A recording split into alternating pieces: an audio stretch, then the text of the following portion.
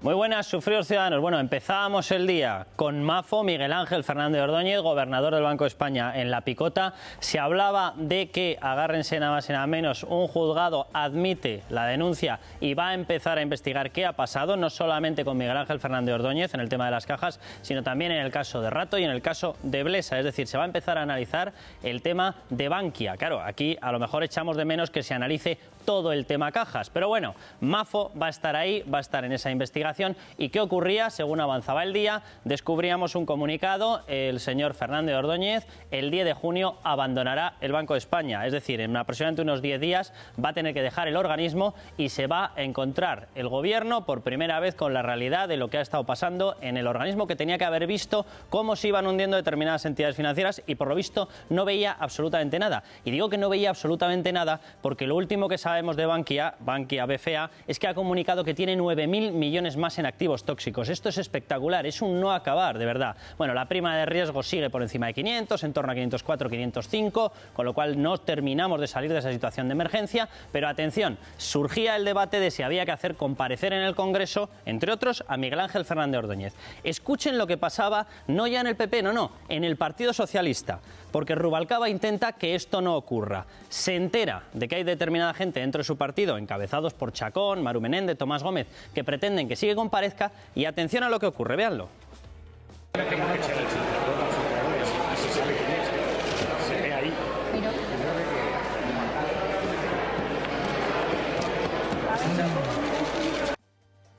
Y la vas a echar y dice sí. Es decir, atención, si alguna persona, si algún político cuenta algo de lo que ha estado ocurriendo, la decisión es se le echa del partido. Y la conversación es entre Rubalcaba y Madina. Espectacular. Bueno, luego hablaremos también del tema de los hispabonos, porque también, aparte de hacernos cargos de las cajas, nos vamos a hacer cargo de las comunidades autónomas quebradas. Es todo un plantel, sí señor, un gusto, vamos, 17.000 millones de euros. ¿Tenemos poco? Pues luego verán lo de Gibraltar, porque nos hemos vuelto exactamente igual que habíamos ido. Empezamos ya.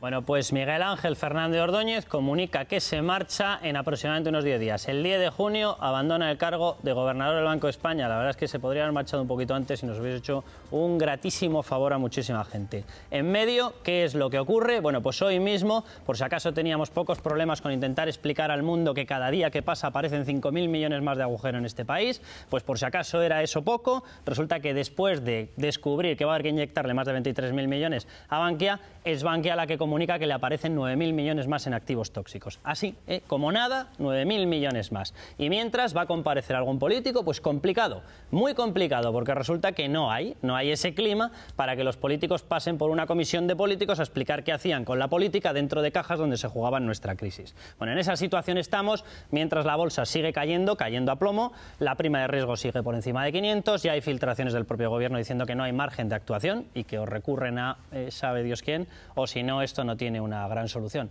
En esa situación estamos, vamos a ver qué ocurre, porque directamente ya un juzgado ha admitido una denuncia. Va a estar con nosotros, de hecho, la representante de Manos Limpias, Montse Suárez, que son los que han llevado esta denuncia, y el juzgado va a intentar investigar a ver qué ha ocurrido en el tema de Bankia, en el tema de las cajas. Hombre, no estaría de más que lo ampliase a todas las cajas, ¿vale? A ver qué ha pasado con Caja Castilla-La Mancha, a ver qué ha pasado con todas las cajas que han pasado por esta situación. Pero bueno, déjenme que les presente a los tertulianos de la noche y empezamos. Joan Baldoví, de Compromís, Grupo Mixto, muy buenas noches, Joan. Hola.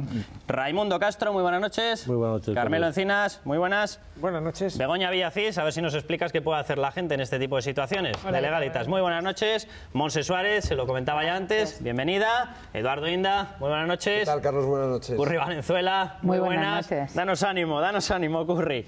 Y está con nosotros el profesor y catedrático José Raga, muy buenas noches, bienvenido, José. Muy buenas noches. Y se incorpora también con nosotros Pablo Nieto, del Partido Socialista. Muy buenas noches, Pablo. Lorenzo Ramírez, adelante con todo lo que tenemos. Vaya introducciones que me hace siempre, Carlos. Animosa, ¿verdad? Todo buenas noticias. Bueno, redes sociales, estamos en Facebook, estamos en Twitter, Mirada El Mundo, también pueden participar en el programa mandando un mensaje, escriben Mundo en el teléfono, dejar un espacio ponen lo que quieran y lo mandan al 27717. Por fin se va Mafo, Miguel Ángel Fernández Ordóñez, el hombre que ayudó a Zapatero a ocultar la crisis. Dijo que no quería influir en las elecciones. Allá, ¿se acuerdan ustedes? Primer trimestre de 2008, debate Solbes, Pizarro. Me gustan mucho las hemerotecas. También el que ayudó a esconder el agujero de la CAM.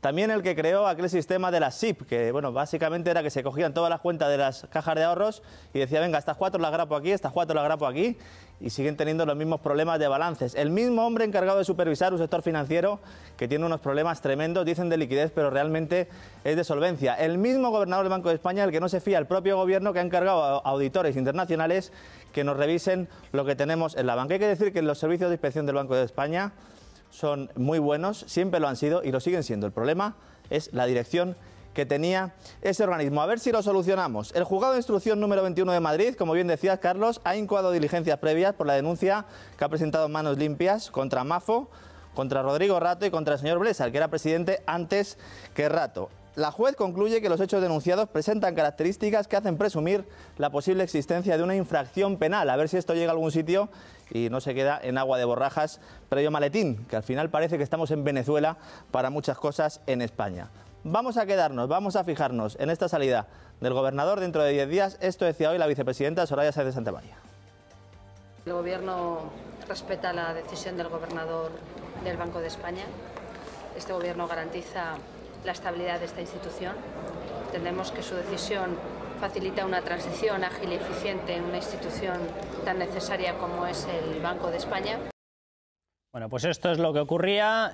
Monse, ¿qué puede pasar? ¿Por fin vamos a ver desfilar por algún tribunal, por algún juzgado, a alguna de las personas responsables de lo que está pasando? ¿Por fin vamos a verlo? Pues previsiblemente sí. Doña Mercedes Gutiérrez Suárez, la magistrado titular del juzgado de instrucción número 21, ha dictado un auto de admisión a trámite de la querella. ¿Qué significa esto? Que no es un auto de tecla, porque por regla general el modus operandi es que se pasa a Fiscalía antes de dictar ese auto de admisión a trámite.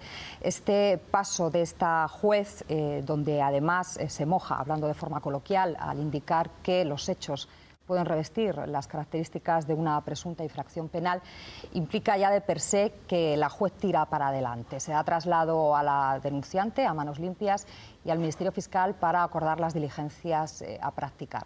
Por tanto, en principio sí que estamos no ante un rechazo ad limine de la querella, reitero, sino ante una admisión de la misma y por tanto, la apertura de diligencia. Pues a ver qué es lo que ocurre, lo digo porque, claro, el número de acusaciones que empiezan a pesar, acusaciones no penales, pero acusaciones sí económicas sobre la actuación de Fernández Ordóñez, empieza a ser espectacular. Lo que es vergonzoso es que no haya una comisión de investigación en el Parlamento, como ocurre en cualquier país civilizado, y no digamos ya en los Estados Unidos. Es decir, en Estados Unidos habría una comisión de investigación hace un mes, 2 meses o 3 meses, y por ahí tendrían que desfilar todos los desahogados que han gestionado esa institución. ¿Y por qué no la hay, Eduardo?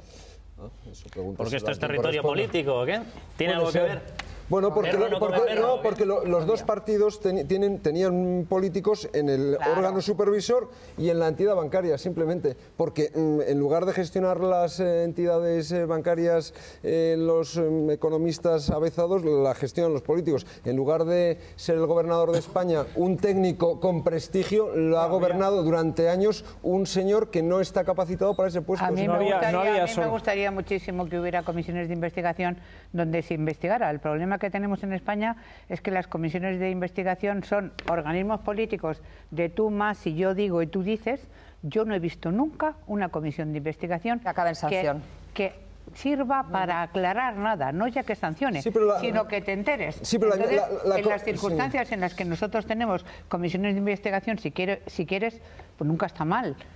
Intentar aclararlo, pero no se va a aclarar nada. Serán los medios de comunicación, como siempre, y los periodistas quienes tengamos que contar. En el caso Mariano Rubio sí sirvieron para sacarle los colores públicamente al entonces gobernador. Y con aquel que luego se fue a la CAM. Y uno de los que le acusaba precisamente era el señor Hernández Moltó, que tendría que pasar por la comisión de investigación y quizá, quién sabe, si sentarse en la compartilla. Ha citado 2 partidos, hay más partidos en las cajas. En las cajas hay Izquierda Unida también, Izquierda Unida y en otras cajas que no son Bankia, pues hay otros partidos, porque o sea, eso ha funcionado así. ¿Te parece bien o mal? No, digo, me parece que es la realidad. Te estoy describiendo la realidad, lo digo porque has dicho solo 2 partidos y hay más partidos. Bueno, bien, pero son partidos que manejan... pero vamos, en Cataluña o en partidos nacionalistas, en fin, esto está a la orden del día. Sí, están todos. Todos sabemos que aquí han participado todos de este pastel. Y luego está cada uno de los gestores que ha llevado a cabo, o sea, las cajas que estaban gestionadas por el Partido Socialista ha tenido un gestor responsable que era en realidad el que de verdad tiene la mayor responsabilidad. Cajas gestionadas por el Partido Popular, el señor que estaba elegido, por ejemplo, en el caso de Bankia, el señor Rato, en el caso de Bancaja, el señor Olivas. No, incluso Blesa, acuérdate en fin, cuando Blesa dio a Martín Sá. Déjame que te diga. La millonaria déjame, Monse, si enseguida vas a volver a hablar. Pero lo que quiero decir con esto, es que, hombre, a mí me parece que el sistema no nos gusta a ninguno. Eso está claro porque ha sido un momio. Eso yo creo que hemos llegado a la conclusión todos de que eso ha sido un momio de partidos políticos, de sindicatos, de organizaciones de todo tipo, que nos costaba efectivamente una pasta. Eso estamos de acuerdo. Pero luego, a la hora de buscar responsabilidades, yo creo que hay unos que lo han gestionado mejor y otros peor. Por ejemplo, las cajas vascas pues han estado bien gestionadas, por poner uno de los pocos ejemplos de buena gestión. Pues más politizadas que las vascas, solo las catalanas. Ya, pero estaban bien gestionadas.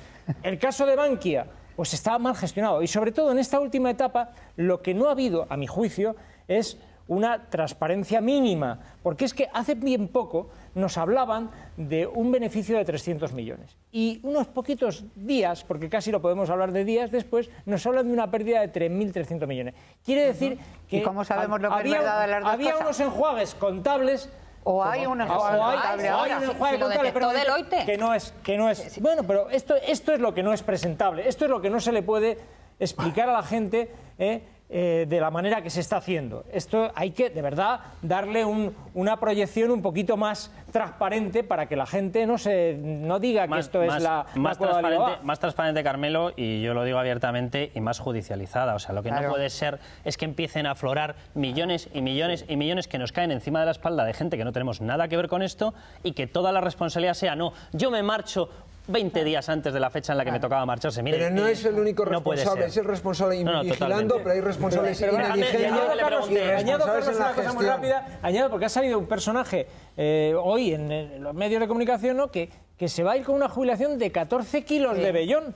O sea, en la situación... Pues este señor yo no tengo nada en contra de él. Yo que él me iría a vivir al extranjero porque no saldría por la Comunidad Valenciana. Pero es que de esos hay muchos. La persona en cuestión se llama Aurelio Izquierdo, es el director financiero de Bancaja y resulta que hoy, entre las informaciones que descubríamos, como que hay 9.900 millones más en activos tóxicos dentro de ese grupo, pues resulta que se sabe que el director financiero de Bancaja tiene derecho a casi 14 millones de euros de pensión. Todo eso lo vamos a seguir pagando todos los españoles. Dejadme que le pregunte a don José.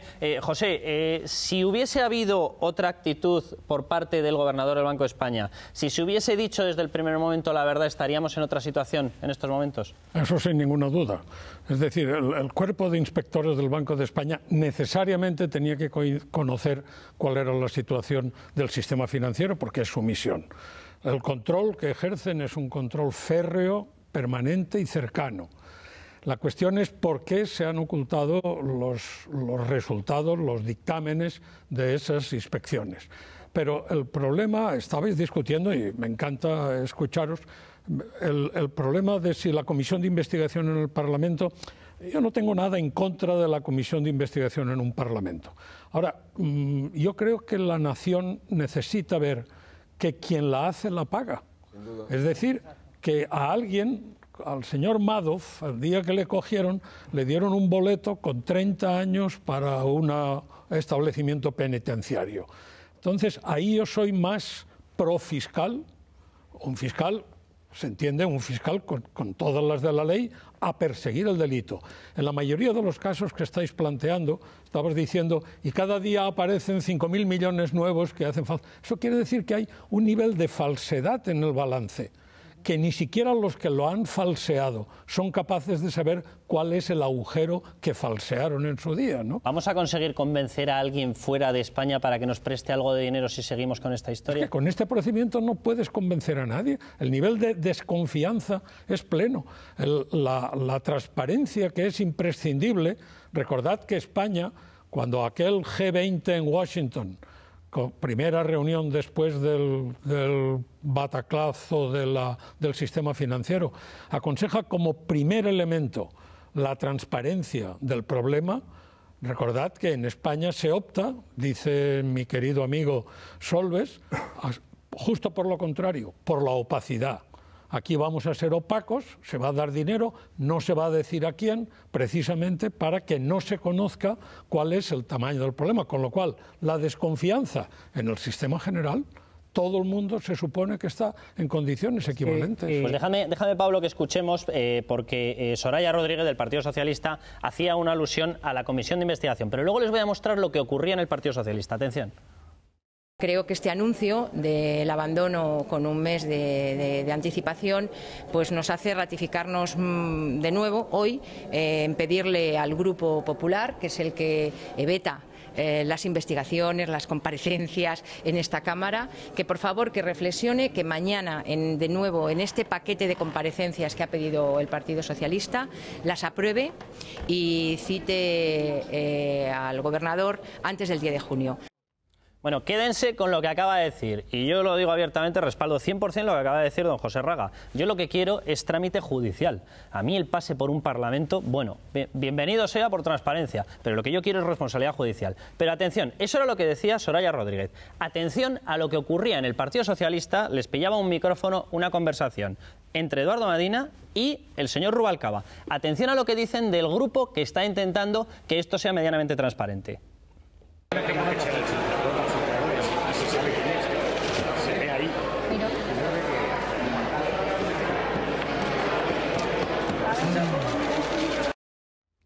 Le van a echar, no, y además lo dice, sí, le va a echar a Maru Menéndez, porque Maru Menéndez ha mostrado la oposición interna que había en el Partido Socialista a que no compareciesen determinados cargos, entre ellos Miguel Ángel Fernández Ordóñez. Déjame que diga una cosa, yo cuando lo he visto digo, por Dios santo, pero ¿de qué ha vivido Rubalcaba toda la época que le conocemos? Sino de filtrar las noticias. Bueno, desde Paco Fernández Ordóñez, que fue el maestro de la filtración el hermano de Mafo. El hermano de Mafo, que fue el que creó la filtración política, nadie ha filtrado tanto como Rubalcaba. ¿Qué cosas pasan? Voy a dividir mi intervención en dos partes, porque como habéis puesto esto, y bueno, lo que ha dicho, las palabras de Rubalcaba están claras, pero lo que él ha dicho es que quería comparecientes y no comisión de investigación, que le bastaba con comparecientes. Hay una parte del Partido Socialista en la que está Tomás Gómez, y yo me incluyo, en la que creemos que es necesaria una comisión de investigación.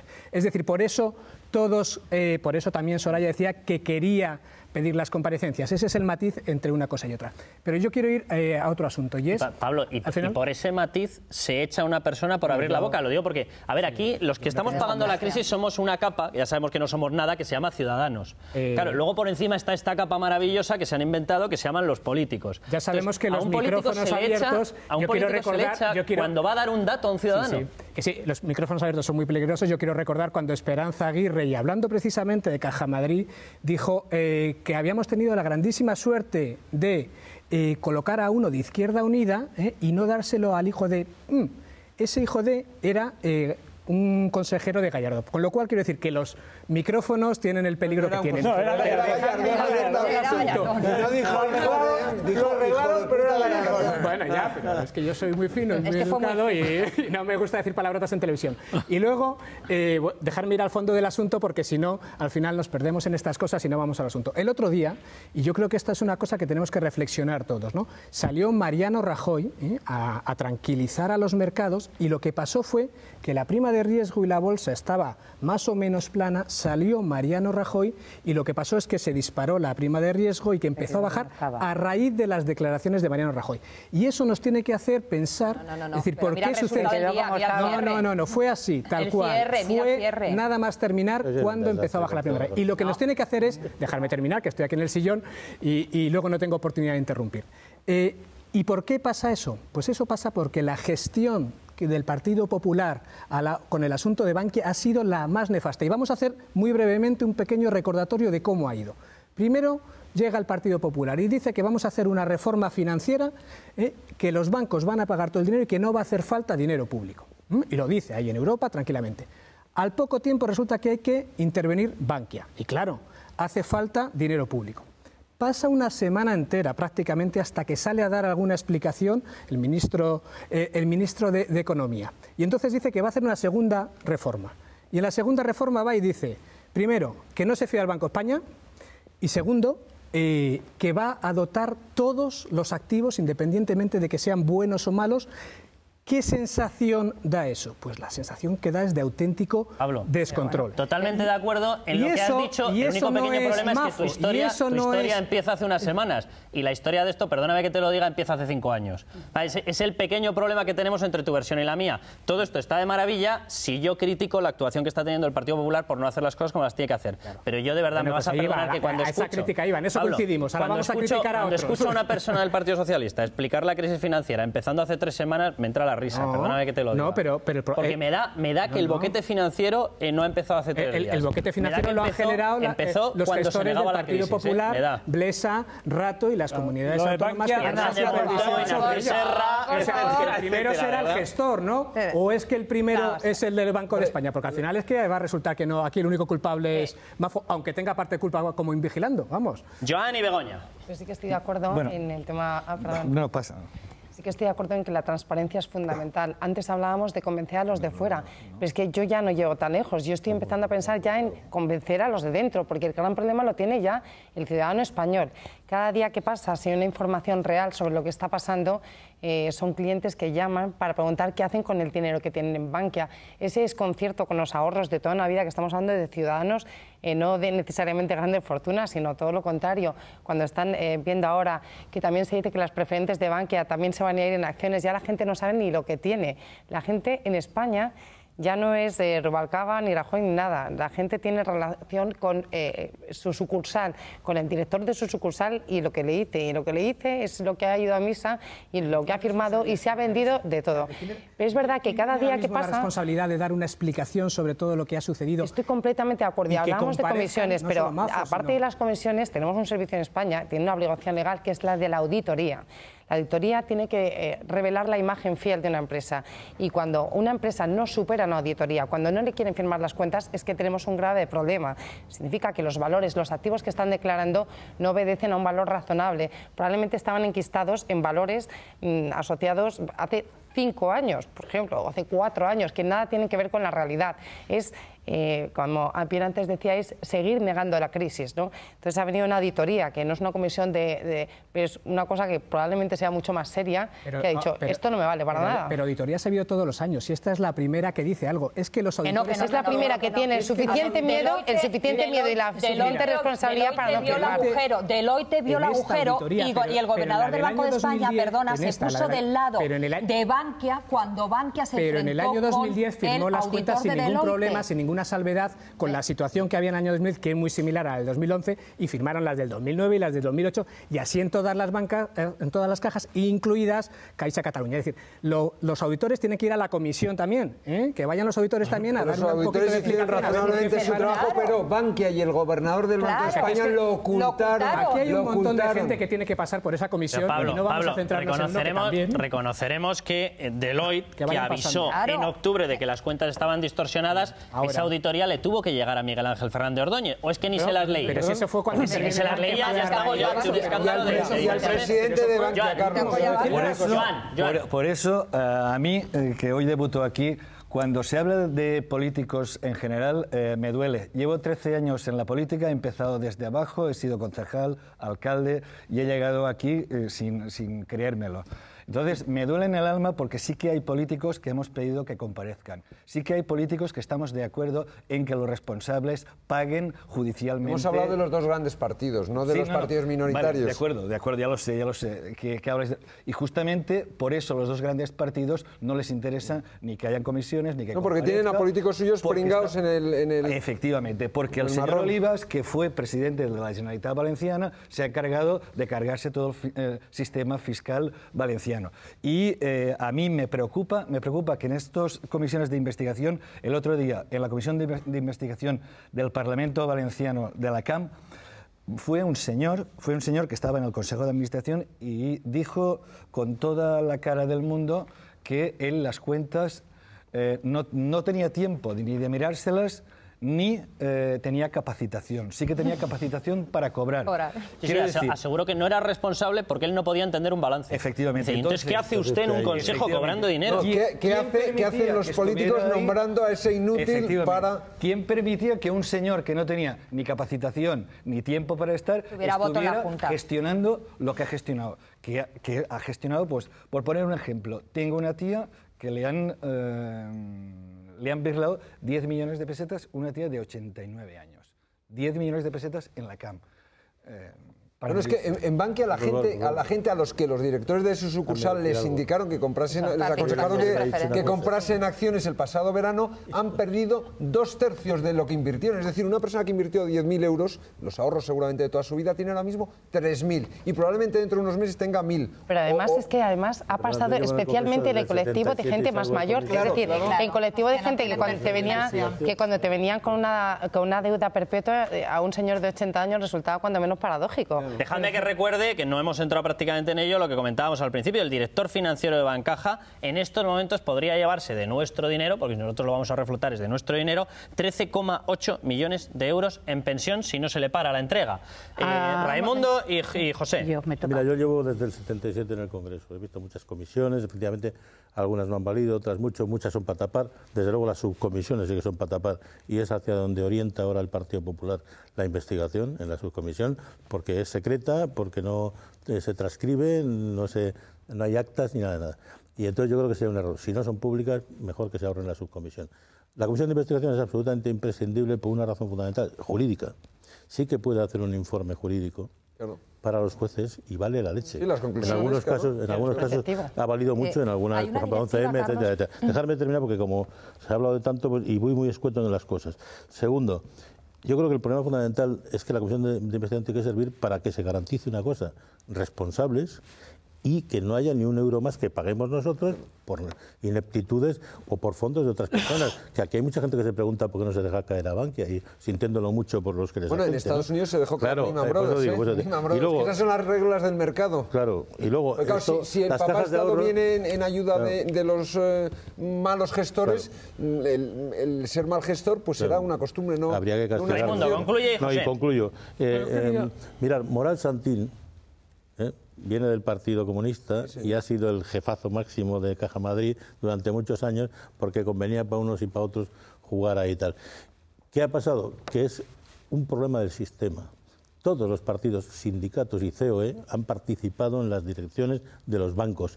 Se ha elegido a gente por conveniencia política y ha habido reparto económico político.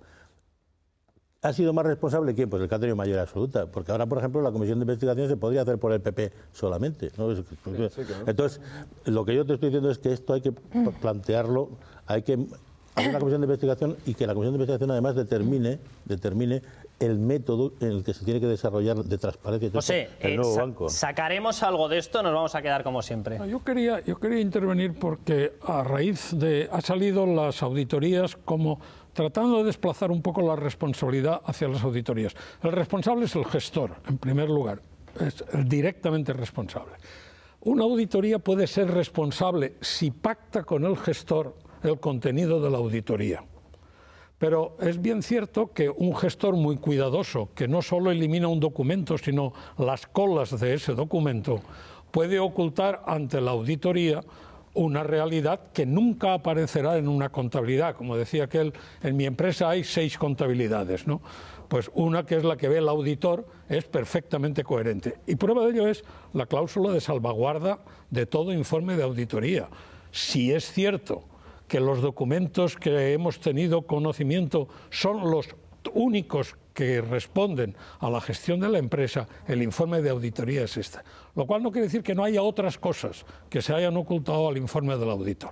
Yo digo, por eso no desplacemos demasiado la carga a la auditoría como tal, porque puede haber auditoría, puede que la auditoría sea de mala fe, Cuidado, en Estados Unidos se demostró en algún momento, y cuando Enron... En el caso de Enron fue el final de Arthur Andersen. Pero ahí había habido pacto entre el auditor y la empresa. Dejadme un momentín porque tenemos una publicidad, pero antes, Curry, acompáñame. Vamos a intentar relajar un poco el ambiente. A ver si Mi momento favorito de esta tertulia. Tú imagínate, vamos a poner aquí un cartel y que vayamos sentando a un supuesto consejero de una caja, a ver si lo relajamos un poco más. Y aparte de cobrar, se les quita el estrés de haber descubierto que no leían los informes. Anda, levántame los Tú imagínate, por ejemplo, que eres un miembro de comisiones obreras, te dejo elegir en Caja Madrid, el que cobraba 311.000 o el que cobraba 309.000. ¿Cuál te pides? No tendría ninguna gana de ser de comisiones obreras. Y por eso, sí señor, por eso te traemos. ¿Te esperabas? Bueno, asiento reclinable, masaje incorporado, como el que me acaba de dar. Los pies, Carlos, los pies para arriba. Función calor, venga, que es el pies para mejor arriba. Momento. Vamos para allá. Función calor no, que hace mucha calor fuera. No, hoy no, venga. No pongas función calor. Es elegante, está hecho en piel, lo pueden ver, es fácil de manejar con estos dos mandos, tan fácil como que ha aprendido hasta ello. Yo creo que esto sería capaz de aprender hasta un consejero de estos. El día de mi cumple me lo regalas, ¿eh? Fácil, totalmente, con unos pocos botones. Cómodo hasta en el precio, 25 euros al mes exclusivamente, sin intereses. Esto no paga intereses, de verdad. Llamen al 902 80 86 48, 902 80 86 48. Ya saben, garantía Club Natura. Nos vamos un momento. Eso, que y yo volvemos. me quedo aquí, ¿eh? Yo me quedo aquí. Cojan fuerza, que además de lo de las cajas, ahora vienen los hispabonos. También la vamos a rescatar. Si estamos, que nos salimos.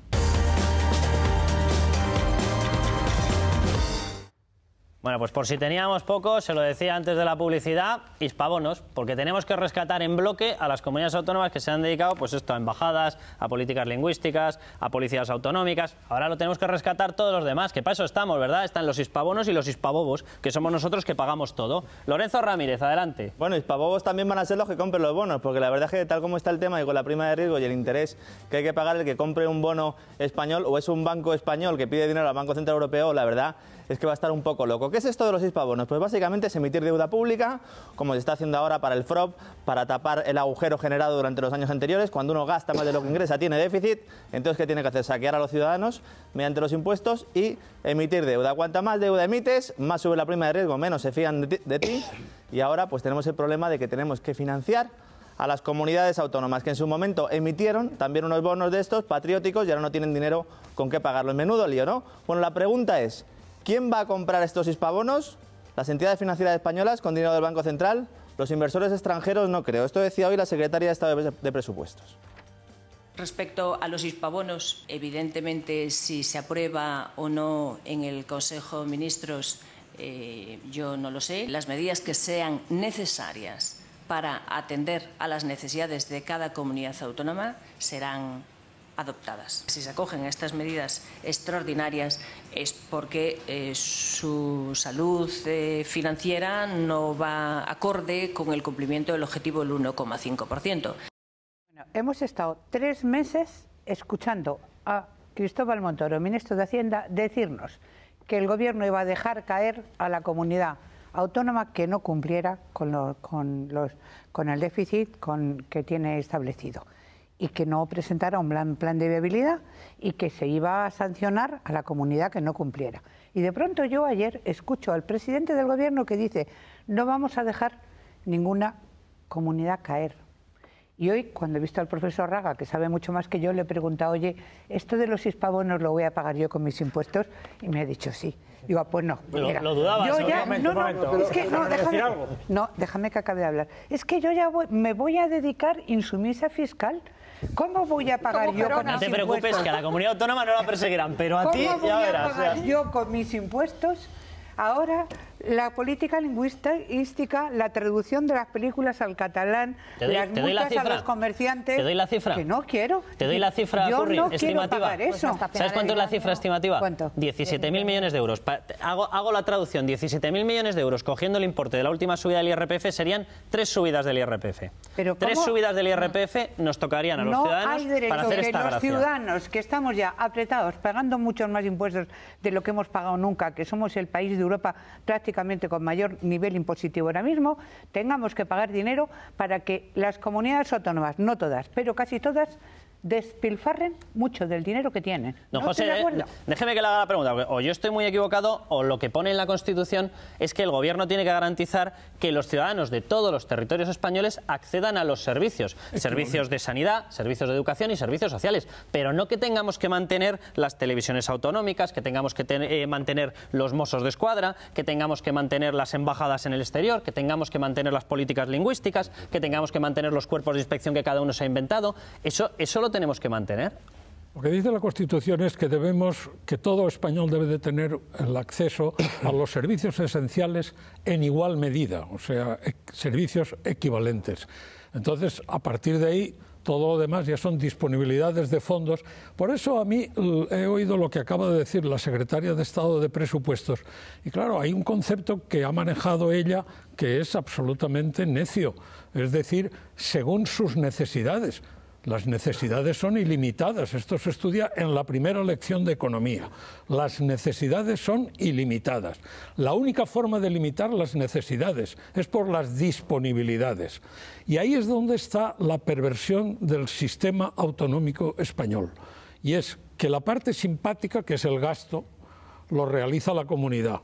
Y la parte antipática, que es el impuesto, el gravamen impositivo, lo realiza el Estado para transferir los recursos a la comunidad. O sea, que lo realizamos nosotros, vamos, básicamente. Claro, con lo cual, efectivamente, ahí hay una asimetría de funciones que es a donde nos ha llevado a esa grandipotencia en el gasto de muchas comunidades. Carmelo, Joan y Pablo. El verdadero defecto del sistema autonómico es que se ha abusado y se ha despilfarrado.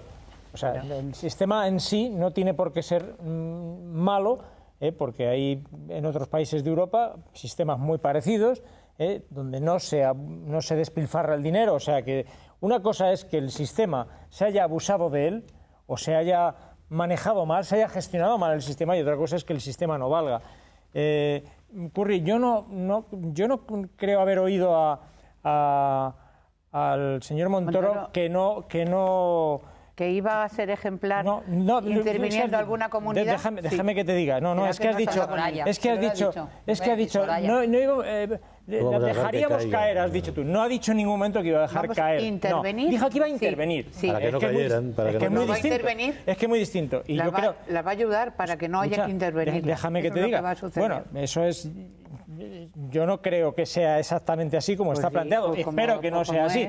Yo no creo que los hispabonos sean una mala solución. Lo único que tiene que haber son unas condiciones para acceder a esos hispabonos. Lo que tiene que hacerse es que la austeridad y se lleve a las últimas consecuencias y desaparezca el despilfarro. Pero si tú ya dices que no les vas a dejar caer antes de negociar el hispabono, Curry, pues ya no tengo la impresión, déjame que te lo diga, te montas el discurso que parece que es que van a regalar el dinero porque sí ahora, y no me parece. Yo no soy el más adecuado para defender al gobierno, pero no me parece que el discurso del gobierno ahora sea que les van a regalar el dinero porque van a tirar de la máquina de los hispabonos. Carmelo, déjame que le pregunte a Joan. No me parece que vamos a ver, si lo que estamos defendiendo es que se rescaten los servicios de los ciudadanos, lo mismo que defendíamos con las cajas, que se rescaten los depósitos, no a la gente que está ahí metida cobrando en los consejos. Pues aquí lo mismo, que se rescaten los servicios de los ciudadanos, que se les garantice que van a tener sanidad, educación, pero que no se tenga que rescatar todas las decisiones locas que ha tomado cualquier descerebrado en una comunidad autónoma.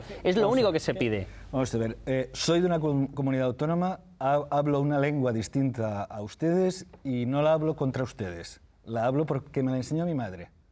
Y quiero seguir hablándola toda mi vida, igual que ustedes quieren seguir hablándola toda su vida. Vamos a ver. ¿Qué tiene que ver esto con el derroche? Sí, pues porque aquí se ha hecho responsable de todo este derroche. Lo primero que se ha dicho son las políticas lingüísticas. Vamos a ver, en mi comunidad autónoma, la comunidad autónoma... ¿Está protegida constitucionalmente la política lingüística de Cataluña o de Valencia? En la comunidad autónoma valenciana, 17 años de gobiernos del PP son los que han hundido mi comunidad y las que la han llevado a la situación de endeudamiento. Lo que no podía ser es que una televisión autonómica tuviera 1.800 empleados, más que 2 grandes cadenas estatales. ¿Que 3? O que 3 grandes Menos que cadenas. Canal Sur en ¿Por qué? Andalucía. Porque habían enchufados del Partido Popular. Enchufados del Partido Popular. Joan, sí. En Valencia enchufados del Partido Popular, en Castilla-La Mancha los había el Partido Socialista, los había nacionalistas extremos en TV3. Un dato a ver, en cada uno tocaba del que ganaba. Un dato solamente, no disparen contra las comunidades autónomas. El endeudamiento entre 2007 y 2011, el endeudamiento ha aumentado. El 23% de ese endeudamiento es responsabilidad del Estado y el 6% de las comunidades autónomas. Y en mi comunidad autónoma, aparte de la mala gestión que han tenido el gobierno del Partido Popular, es evidente que somos una comunidad autónoma donde los servicios que prestamos, fundamentales, sanidad y educación, están mal financiados. Joan, todo eso está de maravilla hasta que las comunidades autónomas van a los mercados, porque quien presta dinero es el mercado. ¿Sabe cuánto dinero le están prestando a las comunidades autónomas? Cero. Cero. ¿Sabe cuánto dinero le están prestando al Estado, al Reino de España? Lo que está pidiendo. Por lo tanto, el Reino de España, que es así como se presenta la deuda, como Reino de España, está consiguiendo financiación y las comunidades autónomas no. Y mi pregunta es obvia. ¿Por qué tengo yo que pagar televisiones públicas de unos señores que han decidido derrochar el dinero? ¿Por qué? Pues es que está claro. La Constitución dice que los poderes públicos garantizarán los servicios sociales. Punto. Eso es lo que dice la Constitución. De manera que todas las actuaciones que han llevado a cabo. Y además, Carmelo, el sistema falla, porque si después de 30 y pico años, el resultado cuando el gobierno sistema mal gestionado no se falla. Cualquier sistema mal gestionado falla. Cuando se crea una ley de estabilidad, como se ha creado, y se ha empezado a ver papel por papel, como parece ser que se va a ver mensualmente y que se ha llevado a cabo cuando se ha aprobado la ley, es cuando se ha visto todo esto. Todo esto que data de cuando reinó Carolo, es decir, todas las facturas escondidas dentro del cajón, dilapidando todos los créditos que se han dado, etc. Eso no es el sistema, es la gestión, reconoce al menos eso. Cuando el señor Mas el viernes dijo, necesito 13.000 millones de euros para terminar el mes, porque son 17.000 millones de euros para terminar el año, pero es que el señor Mas dijo para terminar este mes.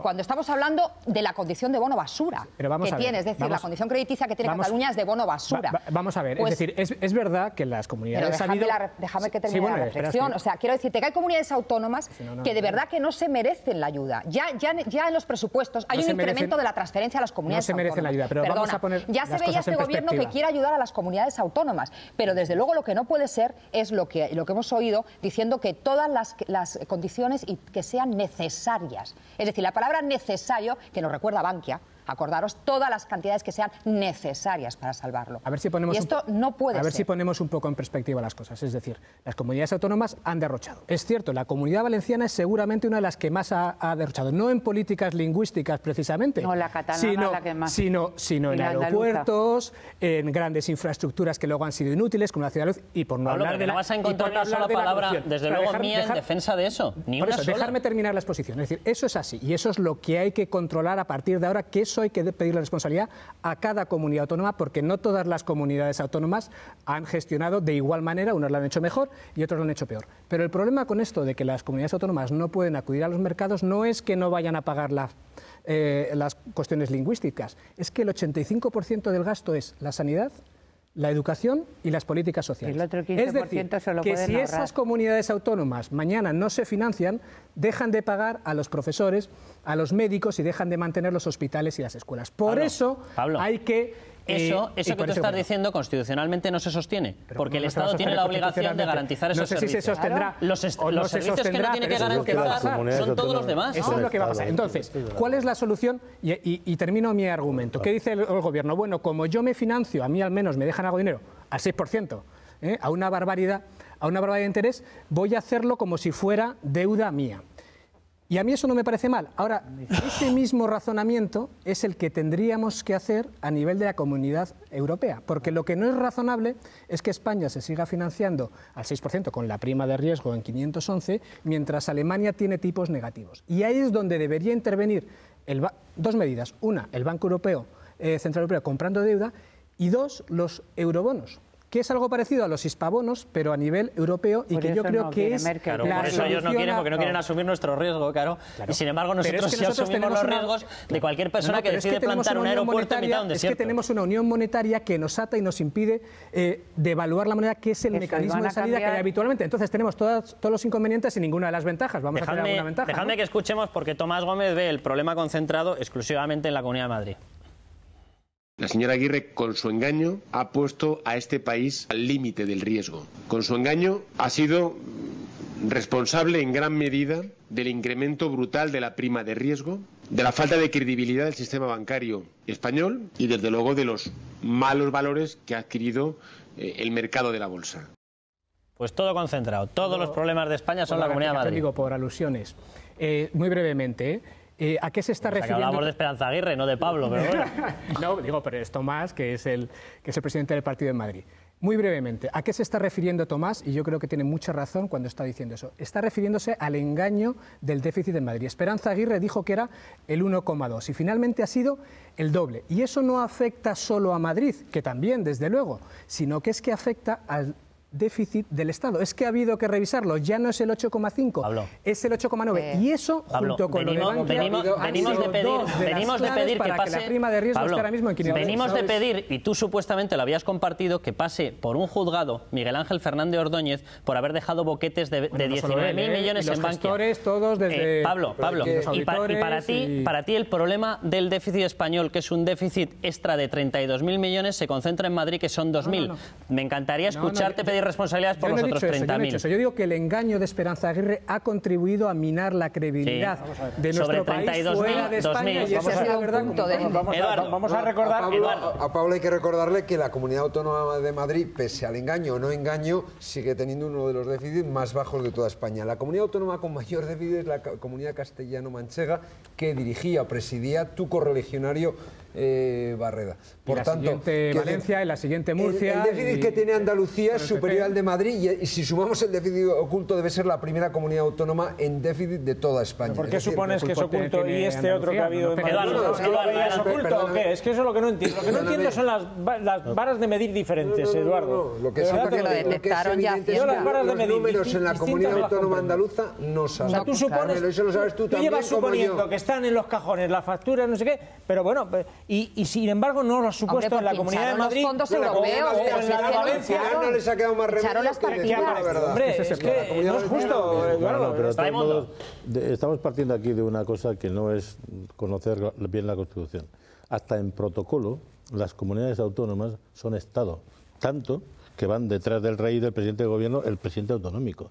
Es decir, son tan Estado que, por ejemplo, los Mossos de Escuadra es una policía integral que eran antes la Guardia Civil y se les concedió a los que de algún modo hay que pagarlo. También los catalanes y los valencianos y tal pagan impuestos. Es decir, y no se trata de discutir si los de Madrid pagamos a los de Valencia, los de Valencia. Sí es una cosa cierta, y ahí estoy con Carmelo a fondo. La mala gestión. Pero fijaros una cosa, la mala gestión es verdad que empieza hace tiempo, como dice Carlos, muy bien. O sea, en el fondo, hace 5 años es cuando empieza el desastre.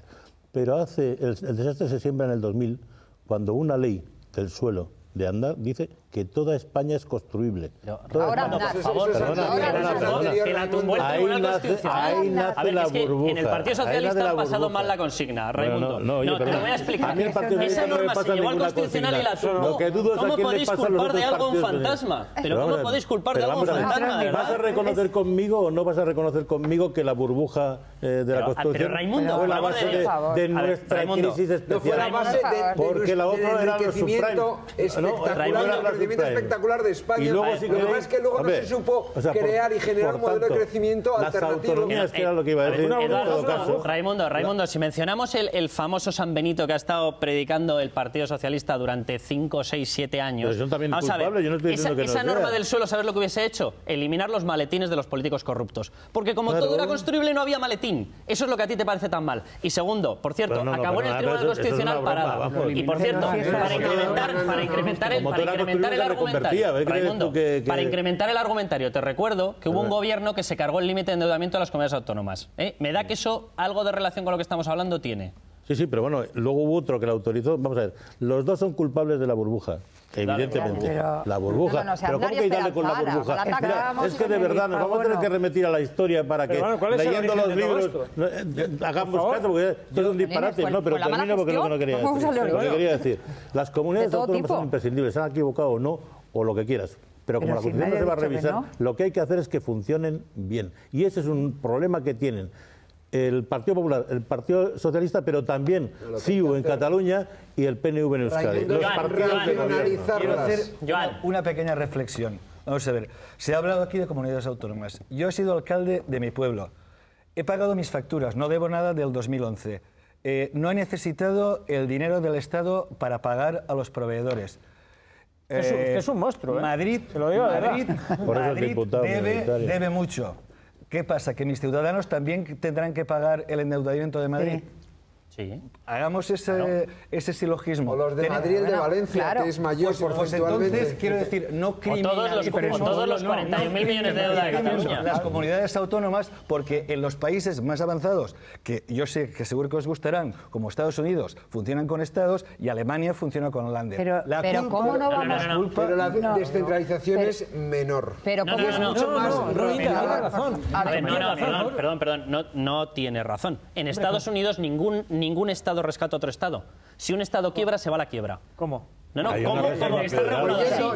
El de California no recibía ayuda de la federal. Cero. Vamos a ver, perdonadme. Vamos a ver, si desconocéis el sistema de financiación de Estados Unidos, no es mi problema. Seguro que no vas a dar una conferencia. Perdóname. En Estados Unidos, si un Estado quiebra, es responsabilidad de sus ciudadanos que lo tienen que levantar con sus impuestos, exclusivamente. No hay sistemas de solidaridad entre Estados, que es lo que muchos estamos predicando en España. Si un político hace quebrar su comunidad autónoma, la ha hecho quebrar ese político. Y esa población tendrá que aprender a votar en las siguientes elecciones. California quebró. Yo quiero decir una cosa. No se trata sin ayuda del Estado. No se trata de criminalizar.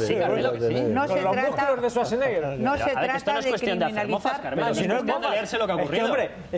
No se trata de criminalizar a ninguna comunidad autónoma. Se trata de que no sepan todas las comunidades autónomas de que les damos un cheque en blanco, porque los hispabonos son un cheque en blanco que les damos para que sigan despilfarrando. Déjame que hable. Tú déjame que yo hable y luego tú dices lo que tú quieras. Si tú, es como si los europeos nos emitieran bonos, todos los que quisiéramos, para que España se financiara. Oye, pues entonces ya nos debían bajar los impuestos y podíamos vivir mejor. Eso es lo que argumentan los alemanes para oponerse a los europeos. Por favor, que no se entiende, Eduardo. Lo único que yo estoy diciendo es que si nosotros de antemano decimos no vamos a dejar caer ninguna comunidad y les vamos a dar hispabonos para que cubran sus necesidades, como sus necesidades pueden ser ilimitadas, les estamos autorizando previamente al derroche que quieran hacer. Es que eso no lo plantea así nadie, de verdad. Eso lo plantea solo la Secretaría de Estado de Presupuestos. Que solo lo planteas así tú. Y José. Sí, y yo quiero decir, entonces es lo mismo, el mismo silogismo que he hecho yo con Madrid. Sería el mismo, porque el señor Gallardón ha querido endeudarse por encima de sus posibilidades muchísimas veces. Se le han dado ahora un dinero para que pueda pagar a sus proveedores. Así es. Y algo habremos de hacer, porque los proveedores que a la gente que le deben las comunidades autónomas tendrán que cobrar, y si no cobran, pues no sé qué va a pasar. Algo tendremos que hacer. Vamos a ver, José y luego Monse. Yo creo que estamos en un tema que es claramente un tema de disciplina presupuestaria. Es decir, evidentemente el proveedor tiene que cobrar. La pregunta es, ¿por qué se hizo la obra que seguramente podía ser a pompa y ostentación? Hoy, efectivamente, se le debe al proveedor y el proveedor debe de cobrar, sin ninguna duda, por puro orden jurídico, ¿no? El tema que hay que plantearse es cómo o cuál es el signo por el cual una administración, me da igual que sea ayuntamiento, que comunidad autónoma, perdón, que el Estado, cuál es el signo por el cual esa administración es capaz de asumir una disciplina en su presupuesto. Una disciplina que va simplemente en una vieja tradición de las familias más ancestrales. No gastes más de lo que tienes. Ese planteamiento de que se puede gastar más es falso. A mí la alegría ahora que se tiene en el mercado de deuda cada semana cuando se dice y hemos colocado 6.000 millones más, pues menuda alegría. Es decir, tenemos 6.000 más que tenemos que pagar y que ya empezamos a pagar intereses. Entonces, donde radica el problema radica en esa disciplina, y esa disciplina es el orden por el cual puede funcionar un sistema económico. ¿Por qué la señora Merkel no quiere eurobonos? Pues por la misma razón que aquí podríamos criticar los hispabonos. Porque si son eurobonos, ¿quién garantiza realmente? ¿Quién puede garantizar? Alemania, Holanda, Austria, Suecia, vamos, los países, Finlandia, los países nórdicos de la zona euro. El que tengamos una zona, es que hay que pensar que es la primera vez en la historia económica que una moneda única no tiene un gobierno único. Y ahí hay el grave problema. Estados Unidos no tiene ese problema, porque el dólar tiene un gobierno único de todos los estados de Estados Unidos. Hay un gobierno único que es el de la señora Merkel. Pero el problema es que la señora Merkel gobierna, lógicamente, para su interés por encima del resto de los países. Y a nosotros nos perjudica su política. Esa es la realidad. Lo que estoy diciendo es que si la moneda única no está respaldada por un gobierno único, como es el caso de la Unión Monetaria Europea, tiene que haber un instrumento por el cual un Estado que sea pródigo y que gaste hasta la infinidad, ese no puede acabar con todo el sistema de todos los demás. Y de ahí la disciplina, que no es un gusto de la disciplina del equilibrio presupuestario. Dejadme que veamos las declaraciones de Urkullu, porque poco menos que nos perdona la vida. Atención. El tiempo para nosotros se ha acabado ya también con el tiempo de gracia que le hemos dado al Partido Popular y al Gobierno español, pasando de los 100 días que políticamente se dice que son los correctos de tiempo de gracia. Si no se nos atiende, pues no tenemos nosotros ningún compromiso con el Gobierno español para apoyar en algo que parece más una improvisación que no una política clara de actuación. Pues nada, perdonándonos la vida PNV. De víctima, ¿no? Es obvio. Vamos a ver, si la Ley de Estabilidad Presupuestaria presume una serie de medidas ante un déficit, si no correcto, porque parece ser que sí que han cumplido con 1,5, las medidas para lograrlo no muy creíbles, como ha ocurrido con Andalucía o como puede ocurrir con Cataluña, existen sanciones y existe en último término la intervención. Yo, desde luego, para mí no me parecería ejemplar, lo ha comentado muy bien Curri, y desde luego no es ejemplarizante dar un papel en blanco, un bono en blanco, una posibilidad de dar la cuantía que sea para no caer en la crisis, no más crisis, sino en la quiebra, porque realmente estamos hablando de comunidades autónomas quebradas, o sea, en quiebra absolutamente técnica. ¿Qué es lo que yo propondría? Y además creo que Cristóbal Montoro creo que sí que preconiza que esta pueda ser la solución, que de aquellos importes de transferencias a comunidades autónomas sean retenidos, es decir, los retenga el Gobierno de España a las resultas de que evidentemente los acreedores puedan cobrar, que realmente sí que pueda existir esa garantía de que puedan cobrar. Pero esto, y Curri también lo indicaba, es la pescadilla que muerde la cola, es decir, esa partida no la voy a cumplir, me la va a retener y va a seguir, por mucho que mensualmente esté el Gobierno de España controlando, intentando ver y haciendo esos controles de forma pormenorizada y constante. Ahí me gustaría introducir una reflexión adicional, ¿no? Porque al final ha habido derroche en las comunidades autónomas, antes de que os echéis encima de mí. Ha habido derroche. Pero en realidad el problema de déficit público, tanto en España como en el resto de los países, es la consecuencia de la crisis. Es decir, no ha habido primero déficit público y luego se ha causado la crisis. Aquí hubo un problema muy serio, que fue que se secó el crédito a raíz de la quiebra de Lehman Brothers, que hizo que bajara la economía, y ese efecto se vio multiplicado por la burbuja inmobiliaria que teníamos en España, que hizo que se desplomara la economía, y eso provocó un tremendo paro que generó los estabilizadores automáticos, que es que se incrementan en las prestaciones de desempleo y que se desploman los ingresos de todas esas empresas que estaban cotizando. Y entonces es cuando se nos empieza a disparar la deuda. Entonces, ¿ahora qué hay que hacer? ¿Austeridad? Sí, pero no solo. La prueba, lo vemos, es que no hacemos más que tener austeridad y cada vez tenemos más primas de riesgo. Tenemos que crecer. Tenemos que crecer para generar ingresos, para poder pagar esa deuda. Y yo creo que eso está siempre, y yo no lo he visto aquí en la mesa, fuera del debate, y eso es lo que está tratando de explicar no solo François Hollande, sino también Obama desde Estados Unidos. Es decir, no basta con recortar, hay que volver a crecer, y para eso necesitamos políticas de crecimiento. ¿Cuáles? Bueno, pues vamos a hablar de ellas. ¿Puede ser el Banco Europeo de Inversiones? Puede ser. ¿Puede ser que los fondos estructurales se reubiquen en apoyar el I+D o en apoyar ingresos? Puede ser. ¿Puede ser que haya que hacer políticas monetarias más expansivas en aquellos países que realmente tienen margen para hacerlo? Puede ser, pero es que hasta que no solucionemos eso, nos va a pasar lo mismo. Vamos a seguir recortando, recortando, y con el PIB bajando un 2% y con 600.000 parados cada año jamás vamos a poder... Todo lo que has mencionado se puede resumir en una palabra: pedir. No, pedir. Todo lo que has mencionado son organismos que nos den dinero. Pero no es pedir. Te aseguro, Pablo, que va a ser muy difícil que le pidamos a nadie un euro si seguimos derrochándolo. Pero es que tú hablas de austeridad como si cualquier austeridad fuese la misma. Vamos a ver, la austeridad en aquellas políticas que crean empleo, como construir una carretera, puede ser una austeridad mala en determinados momentos. Pero la austeridad en construir un aeropuerto en mitad de la nada para que no vuele nada es una austeridad bendita en cualquier momento. Por eso he tenido la precaución de decir que ha habido... Pero no confundamos los tiempos. Ha habido derroche. Derroche ha habido, sin lugar a duda, pero no es la misma circunstancia. Creo que se refiere a Castellón. No es la misma circunstancia antes que ahora, porque ahora mismo yo creo que el derroche se ha rebajado, está empezando a quedar rebajado a la mínima expresión. Pero si lo único que estamos pidiendo es que antes de comprometer el dinero de los ciudadanos en salvar aparatos administrativos de las comunidades autónomas, no la sanidad, no la educación, no, el aparato administrativo de la comunidad autónoma, que antes de eso se garanticen de que se elimina toda punta de derroche. Y para mí sí es una punta de derroche tener un cuerpo de policía autonómico, porque se puede tener uno nacional. Y para mí sí es una punta de derroche estar decidiendo tú qué medicamentos compras cuando se pueden hacer las compras nacionales. Con los 20.000 funcionarios de Andalucía puestos a dedo en el último año. Los 30 y pico mil coches oficiales, ¿sabes? O sea, ¿y eso no hay que pedirlo? Pues yo creo que sí. Vamos, la verdad, Eduardo. O las embajadas, o la tele de Castilla-La Mancha, o la de Valencia, que habéis señalado antes, que tienen mayor volumen de gente y de medios que Telecinco o Antena 3, por poner un ejemplo. Ese es el ejemplo más palmario que yo conozco.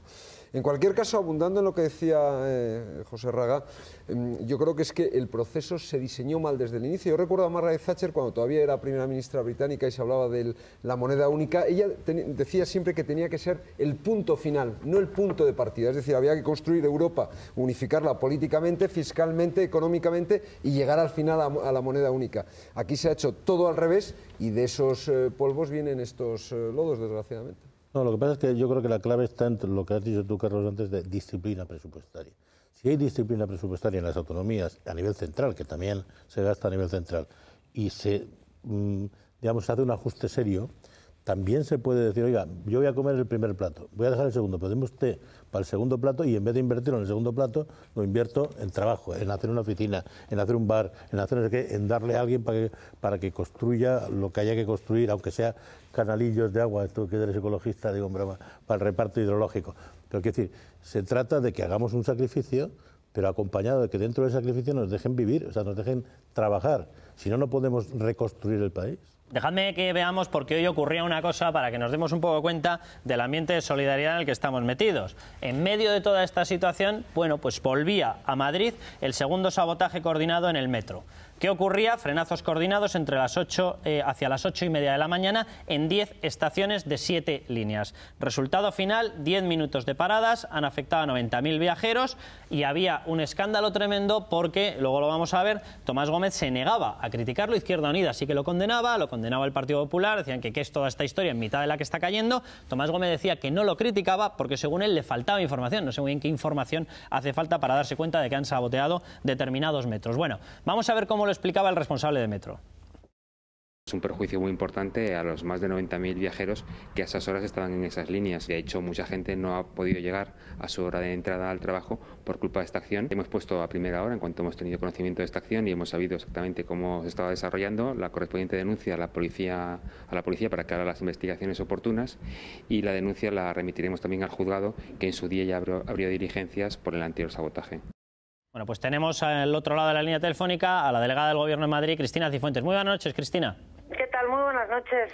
¿Qué es lo que está pasando? Lo digo porque, hombre, es muy llamativo que determinados actos de sabotaje que van exclusivamente pensados para fastidiar la jornada laboral de determinados trabajadores sean condenados por el Partido Popular, por UPyD y por Izquierda Unida, y resulta que Tomás Gómez dice que le falta información para condenarlo. ¿Qué está pasando? Bueno, yo creo que ahí claramente yo no me puedo creer que el líder del Partido Socialista no tenga información de un hecho que ha aparecido en todos los medios de comunicación. Yo creo que por algún motivo, que no sé cuál es, pues no ha querido pronunciarse en contra, y a mí me resulta sorprendente porque creo que este es un tema, y hemos visto además una unanimidad en todos los grupos políticos de condenar un acto que es un acto de sabotaje, que además a quien perjudica de verdad es a los miles de trabajadores que todas las mañanas utilizan el metro para transportarse por la mañana. Entonces, no se entiende muy bien esta postura, la verdad. Cristina, ¿hay grabaciones, hay algún tipo de prueba con el que se pueda actuar contra esta gente, que se pueda saber quiénes son los que están detrás? Lo digo porque además ya es el segundo sabotaje coordinado, es decir, es una especie ya de seguidilla. Bueno, es el segundo. La dirección de Metro ha puesto además una demanda, ha presentado una demanda para que se investigue, pero esto está en estos momentos investigado por la Jefatura Superior de Policía. Lógicamente, bueno, pues están revisando grabaciones y demás, pero hay que esperar porque lógicamente la investigación lleva su tiempo, la investigación policial. ¿Serán sancionados en caso de que se encuentren o han sido ya los primeros, los de los primeros sabotajes? Bueno, vamos a ver, en los primeros en la primera ocasión, que fue el día 25 del mes pasado, hubo también una denuncia y hubo 3 detenciones, se puso a disposición judicial 3 personas, el juez finalmente a estas personas las puso en libertad, pero en libertad con cargos.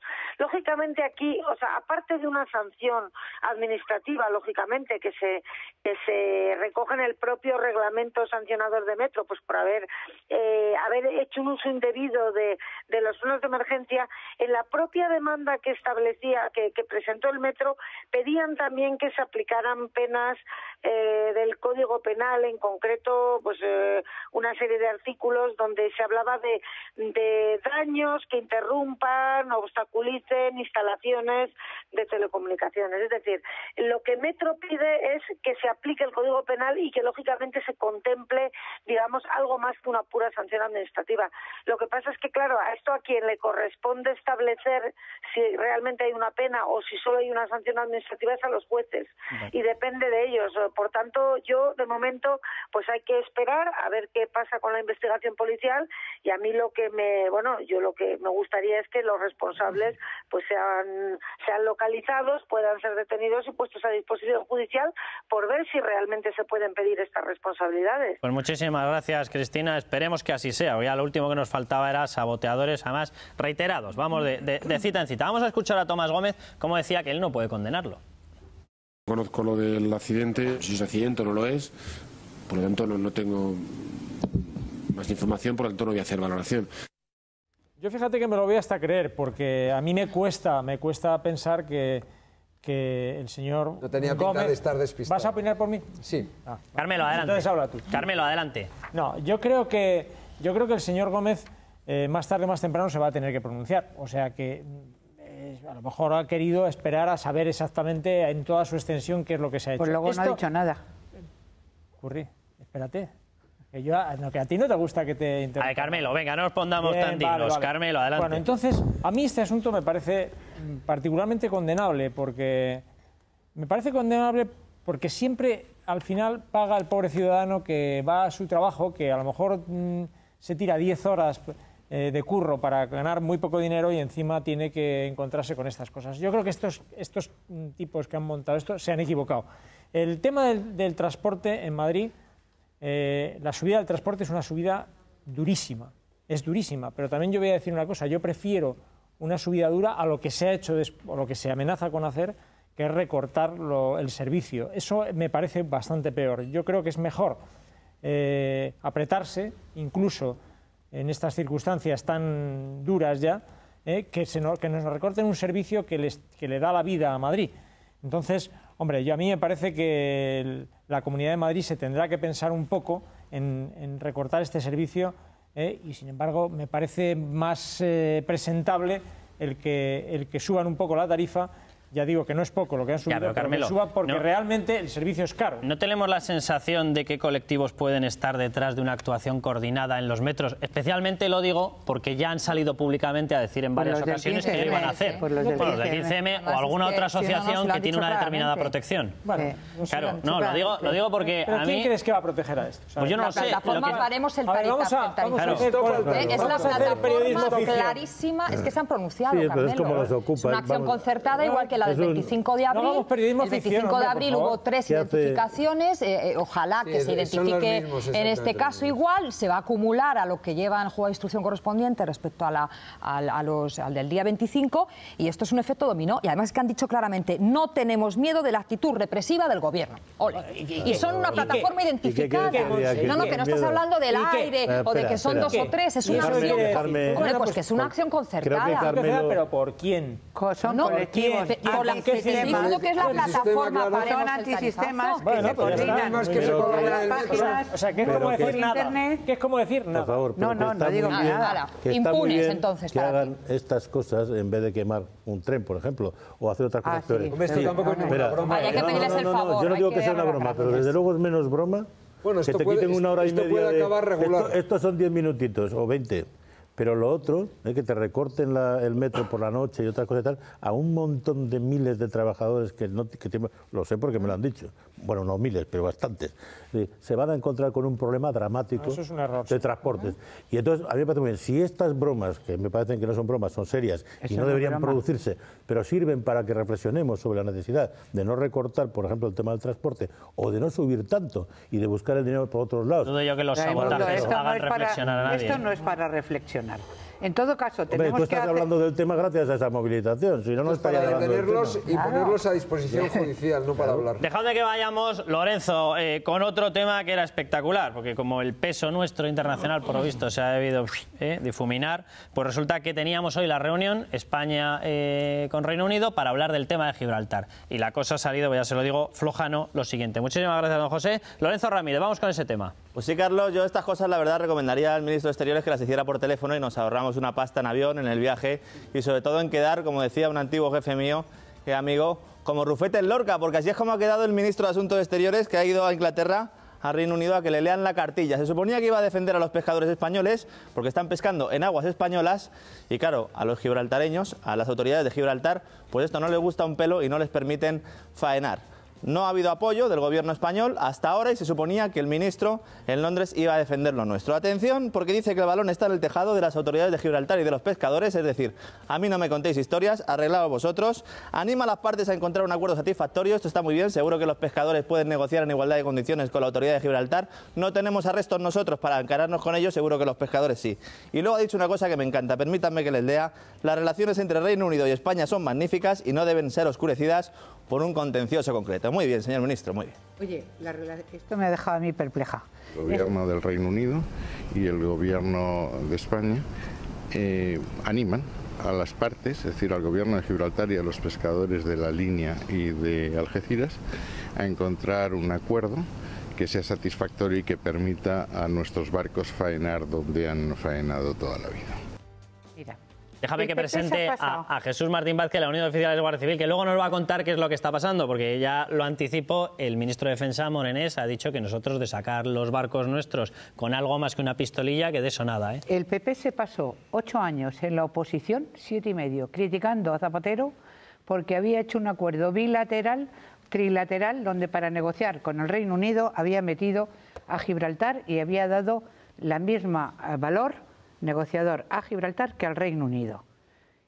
El PP ha estado 8 años, si yo no me equivoco, y creo que lo he seguido, diciendo que los temas de Gibraltar solo se tienen que tratar entre España y el Reino Unido. Y de pronto dicen que esto es una cuestión donde se tienen que poner de acuerdo Gibraltar y los pescadores de la línea y de Algeciras. Yo me he quedado pasmada, he tenido que leerlo 2 veces, a ver si me estaba equivocando. No me estaba equivocando. Y luego además sale el ministro y dice que nuestras relaciones con Gran Bretaña son magníficas, pero nos acosa la Royal Navy, nos acosa todas las noches, que es como si yo dijera, Carlos, perdona, que mis relaciones contigo son magníficas, pero tú me pegas todas las noches cuando se apagan las luces. Bueno, en este caso no es que te pego, es que salgo con unos barcos, con unas ametralladoras con este diámetro. Pero qué bien nos llevamos. Dejadme que le pregunte a Jesús, porque claro, le ha mandado supuestamente el ministro a negociar a unos pescadores que salen con redes, a coger sardinas, le ha mandado a negociar con unas embarcaciones. Jesús, ¿qué armamento llevan los gibraltareños? Vamos a ver, las embarcaciones que a día de hoy tenemos en Guardia Civil tendrán para que nos hagamos una idea, un calibre, un 7,62 tipo CEDME, comparándolo con unos calibres muy superiores, porque son para cuestiones militares, que son los que ha movilizado, en este caso ha sido Reino Unido, que ha sido la Royal Navy. Y el problema está en que anteriormente la Guardia Civil lo que hacía era proteger, en este caso a los pescadores, o proteger las aguas de acciones de contrabandistas y narcotraficantes. Y ahora, sin embargo, nos encontramos con que estamos enfrente con cuerpos policiales, como es las patrulleras de la policía gibraltareña, y además, a más, nos estamos encontrando con un ejército, porque la Royal Navy es el ejército que opera en el mar por parte del Reino Unido. Esa es la realidad. Entonces, esa confrontación lleva a la aplicación práctica de la ley. Y la ley, el artículo 16 de la Ley de Defensa Nacional, Ley Orgánica de Defensa Nacional, establece que es competente para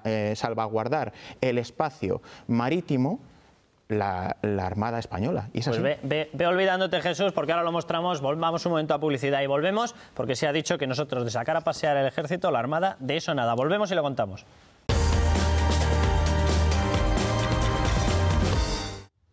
Pues vamos a escuchar a Morenés, ministro de Defensa, que dice que nosotros de sacar barcos así con armamento, que no, ¿eh?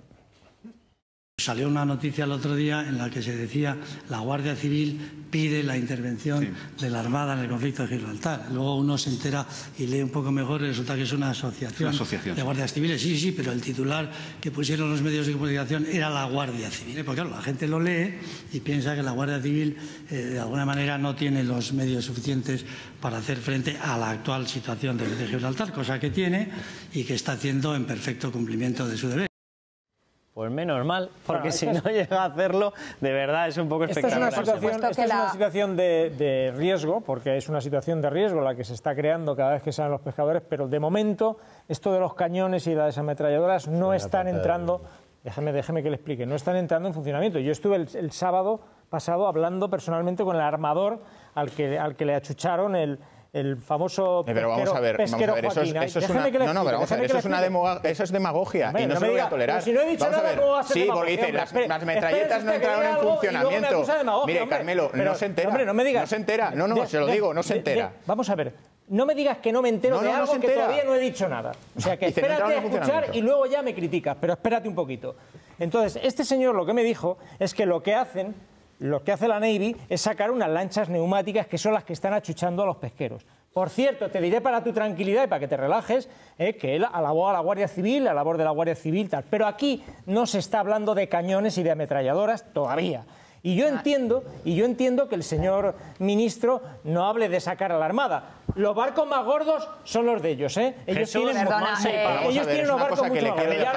Que le quiero dejar clara. Las patrulleras de Guardia Civil tienen 18 metros. Y lo que sí que movilizaron fue un barco que tenía 70 metros de la Royal Navy. Y lo que dice la Unión de Oficiales... Déjeme acabar. Lo que dice la Unión de Oficiales de la Guardia Civil, lo que está preocupado es por que se garantice la seguridad de los guardias civiles, porque son ellos los que velan por la seguridad de los pescadores. Y entendemos lo que dicen los pescadores y, por supuesto, que agradecemos que los pescadores lo vean. Hablando con el armador y Pablo, adelante. Vamos a ver, comentó que efectivamente a más de una milla estaba el barco Jesús de 70 metros de longitud. Bien, pero un momento. Lo que trata Jesús de comentarnos es que en el mar existen otros factores distintos que no son los humanos. Es decir, no cuenta tanto los efectivos como el número de embarcaciones, el tamaño y la carga de fuego o la fuerza de fuego. Entonces, Carmelo, por favor. Existen dos formas de intimidación. Existen dos formas de intimidación.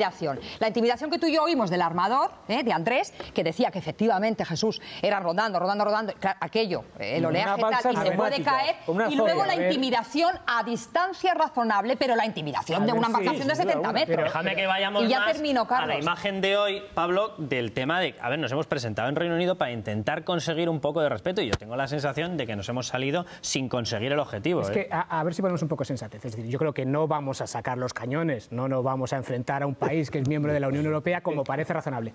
Pero tampoco me parece bien lo que ha dicho el ministro de, pues que se apañen un poco, que hablen entre ellos los pescadores. Y yo creo que ahí es donde tiene que entrar la negociación, pero claro, desde luego desde el Gobierno, desde el Ministerio de Asuntos Exteriores, exigiendo al Gobierno inglés que deje de hacer esas actuaciones. Pero vamos a serenar un poco el debate, porque al final es que, y yo lo veo en dos extremos, o sea, o mandamos los cañones, que eso no lo vamos a hacer. No. O como hemos visto en esas declaraciones, bueno, esto es una cosa que tenemos que pescar ahí porque esas aguas son nuestras. Sí, claro. Bueno, se nos ha acabado el tiempo. Mañana 23:30 aquí estaremos. Seguiremos comentando cosas. Volvemos entonces, ya saben, a descansar, que hay que levantar España.